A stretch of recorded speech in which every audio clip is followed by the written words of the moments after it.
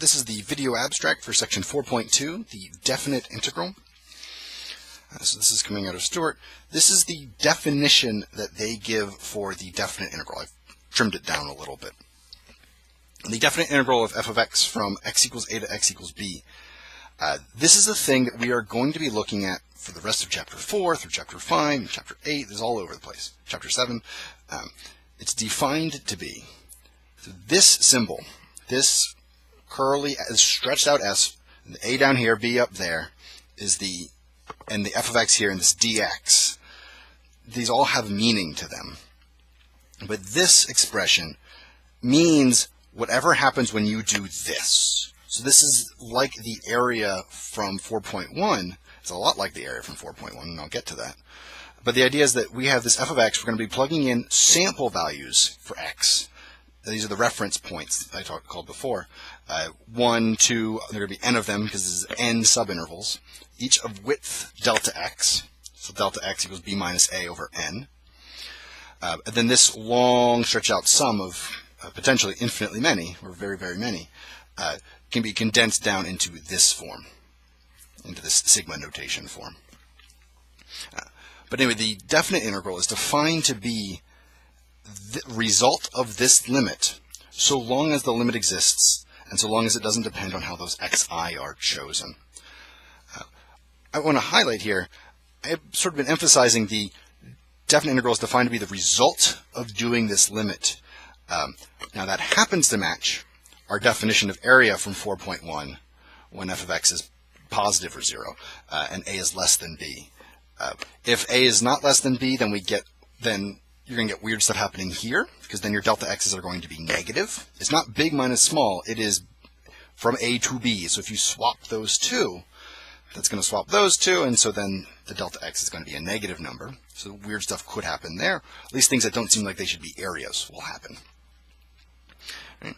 And then if f of x is negative, we also have this potential of height times width, where our height is negative. And that doesn't seem like you should get a negative area.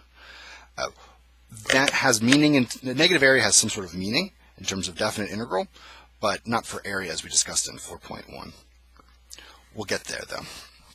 I want to highlight this idea of these xi stars and the limit. Well, I don't have to worry about the limit existing. You need really weird functions to make that limit not exist. But the reason they have all that, say we have the example from before that the y equals x squared plus 1, f of x is x squared plus 1. We're interested in this integral from -1 to 3 of x squared plus 1 dx. That's the thing we were trying to find in the 4.1 video abstract. And so what we did, and what we would do, is we would split this up into n subintervals. I'm just going to sort of draw these arbitrarily. There's nothing in the definition that insists on there being the same size. I'll pick one real skinny. I'll make one real wide. Because in the end, you're going to be going infinitely many of them, and if you're going to fit infinitely many of them in there, they're going to all necessarily have to get width 0. In fact, this is a bit misleading. Really what it should be saying is that the delta x is the thing that's going to 0. Sometimes called the mesh of this, how big the holes are between these. That's really the key feature here. As these get narrower and narrower, we get more or less overhang, less and less overhang as they get thinner. But anyway, we're going to cut them into n subintervals. Usually we're going to be doing it consistently, but for this case I chose not to. And then, in this case it's what, 1, 2, 3, 4, 5, 6, 7, and a 7 in this case. And then these xi stars, there's all sorts of different ways. In the 4.1 video, I only chose the right endpoints of each of these subintervals. And I used that to go up and build my rectangles off of that. But that was not my only option. 4.1 does go on to discuss left endpoints, right endpoints, and midpoints, and there's all sorts of other ways of choosing it. I need to go all the way out to the edge to account for that. So one way to do it is grab the rightmost point within each of these subintervals, draw the box based off of that height. But you don't have to. Maybe I want to grab the midpoints. I go up, I use f of that midpoint, and I make a box based on that, because then the hope is that I have less overhang, or my overhangs and underhangs sort of balance out. So midpoint there, up, midpoint there, and up, midpoint there, and up. And I'll get a different result from doing that. A different total because there's more overhangs or underhangs. But I don't have to do it from the midpoint. You can even do it randomly. All right, we'll go up from that point, pick some point there, go up from it, and you'll get other boxes, and you'll get other area estimates. But the integral works if, no matter how you choose those, as long as you get infinitely many boxes, and you will get the same number every time. This is it's kind of a non-issue for a nice smooth curve like this, but we could be doing integrals of functions that are bizarre. You could be doing intervals of things that are step functions, and then close, then open, and then maybe here it dances around. There are ways of writing functions that do that. And so now when we draw our boxes off of that, if that subinterval you're interested in contains one of these breaks, it matters very much which sample point you use. If you use the rightmost endpoint, you're going to get something like this. Use the leftmost endpoint, you're going to get a very different box coming out of that. And the farther apart these are, the farther apart those estimates are. But the idea is if you have enough boxes and they're thin enough, eventually the discrepancy is going to be so small that eventually you'll get a pretty faithful representation of the area here in terms of these boxes. That's a minor technical point more than anything. Let's take a look at how this can play out in practice.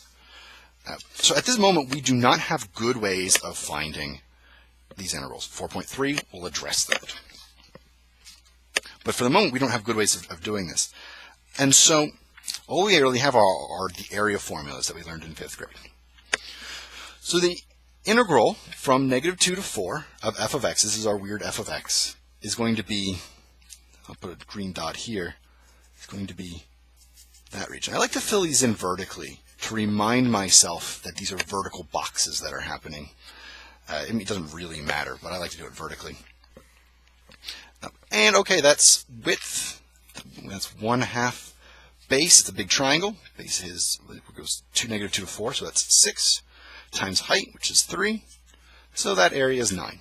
So integral is 9, because this corresponds when everything is above the x-axis. From 4 to 6, this looks like a half circle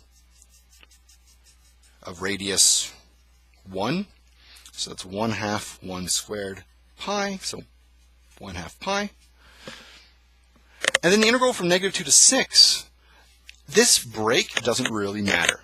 The good news about that, and this is formalized in the textbook, that you can take that interval and break it up and just do each of them individually. And so that this is going to be the 9, that'll be the 1/2 pi, and so the area 9 plus 1/2 pi, whatever that happens to be. And this is only going to work if your curve is made out of semicircles, quarter circles, lines that will produce triangles, rectangles, or trapezoids. And it's really the only kinds of things that you can deal with as a 4.2. 4.3, like I said, you'll be able to introduce parabolas and all sorts of other curves. There's one more thing that really needs to get discussed. There are a few other things that are in 4.2, but the other major idea from 4.2 is this idea of signed area. I talked about at the beginning about, well, what happens if the b and the a are in the wrong order? What if the function goes below the x-axis? You get negative numbers coming out of this potentially, and so how do you deal with that? So this integral from 0 to 6 of f of x would be, in some sense, related to something about the areas of these regions. Well, from 0 to 4, that's the below part, that's the weird part. At least from 4 to 6, it's above the x-axis. The width is 2, the height, this is 1/2 x minus 4, the height is 1/2 of 6 is 3, minus 4 is, no, that's weird. Let's just make it 1x minus 4. I misjudged something earlier. And so y is x minus 4. We go from 4 to 6, and then 6 to 2. And so that this integral from 4 to 6 is going to correspond to the area of this. So 1/2 times 2 times 2, which is just the area 2. Now, here's the issue. What happens when we get down below this x-axis? What happens when we're looking down here? Well, think about the boxes that we have to draw. A box that we need to draw there, the height, f of the xi star, that sample point, is going to be negative. And so the area of that is going to be x times delta x. This is a negative number times a positive number. We get a negative area coming out of it. And that's what the definition of definite integral says we should use. And so we're going to be adding up a bunch of negative numbers for a bunch of negative areas, but they're going to add up to be the same as whatever that positive area would be. So this is 0 minus 4 is negative 4, so that height is 4. That x-coordinate is negative 4. That width is 4, and so this is going to be 1/2 4 times 4, just 1/2 base times height. So that's going to be 8, except it's below the x-axis, and so the way that that gets represented, well, not represented, the way that that works out in terms of what the limit results in, is that this will result in a negative 8. You could imagine that 1/2 going with the height being negative 4, and then it works out to be negative 8, and that makes a degree of sense. It provides some consistency and won't really lead you astray at this point. The last, 0 from 6, is going to be the sum of these two. So it's going to be that negative 8 plus that 2 that we got before, and so the result is going to be negative 6. The definite integral from 0 to 6 of this f of x is negative 6. Now I want to highlight, this tends to throw students. This is what's called signed area. If the problem were to ask you strictly for the area of the region between this y equals x minus 4 and the x-axis from x equals 0 to x equals 6, if they ask you strictly for area and not the definite integral, well then the area is going to be the 8 that's below plus the 2 that's above. That area is 10. But the integral is 0 to 6. The integral from 0 to 6 is negative 6. That may feel silly, that may feel stupid. This makes a good deal of sense in the applications of this. For area, yes, negative area is kind of goofy. But say, for example, this was a velocity at time x. From 0 to 4, we are moving in the negative direction because the velocity is negative. And from 4 to 6, we're moving in the positive direction. We're going to be moving negative in the negative direction more. Actually, we're going to be moving by negative 8. We're going to be moving 8 units to the left by the time we reach time 4. And then we're going to be moving 2 units to the right. And so if we went 8 units to the left and then 2 units to the right, we should end up 6 units to the left of where we started. And so that does make sense for that negative 6. And so yeah, area is goofy, but for moving from velocity to displacement, it makes sense.